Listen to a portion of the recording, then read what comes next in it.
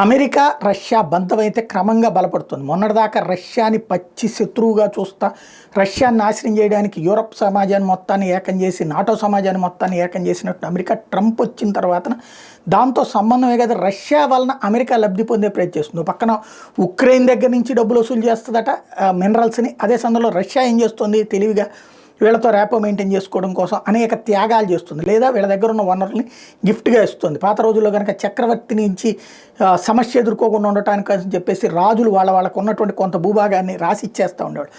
అట్లాంటిది అనమాట ఇప్పుడు అమెరికా రష్యాలకు సంబంధించినటువంటి ఎకనామిక్ కోఆపరేషన్ మీద జరుగుతున్న చర్చలో ఆర్కిటిక్ అత్యంత కీలకమవుతుంది. ఆర్కిటిక్లో సంపూర్ణ ఆధిపత్యం రష్యాదే ఉంది.